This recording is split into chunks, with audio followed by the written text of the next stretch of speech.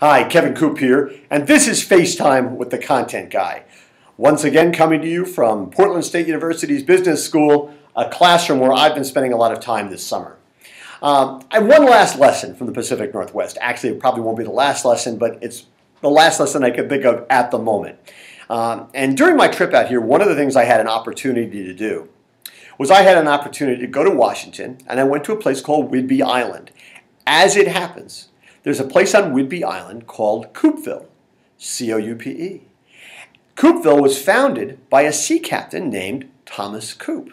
Well, it so happens that my grandfather's name was Thomas, and my middle name is Thomas. And so, I think this is kind of an interesting place to go. Now, one of the things you learn when you go to Coupeville is when you can get there by ferry, but you can also get off the island via a bridge. And the bridge goes over a place called Deception Pass.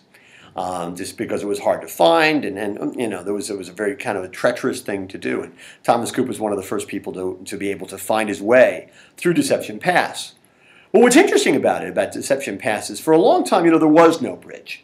There was a little ferry, and it was at the sort of, it was down in the water, and it was run by a woman named Bertie Olson, who apparently was under 5 feet tall. And Bertie Olson had this ferry, and what would happen was, I think it was called the Acorn. And the ferry wasn't in really very good shape. It was kind of dilapidated. Didn't run all the time. If the weather was bad, she didn't run it. If you wanted to take the ferry across with your car or whatever, you had to ring a bell. Sometimes she came down, sometimes she didn't. So it was not exactly a reliable service. It was not a great business model. Except when people started talking about building a bridge across Deception Pass, and they wouldn't need the ferry anymore, Bertie Olson did what a lot of companies do. Basically, she went to the governor and she talked him into vetoing a bill that would have allowed for the funding of the creation of the bridge. She wanted her business model protected, even though her business model wasn't very reliable, wasn't very good, and clearly was out of date.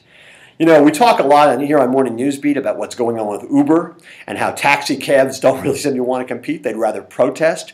I've talked a lot about what's going on in France, where they want to pass protectionist legislation rather than actually allow or force independent booksellers to compete with Amazon.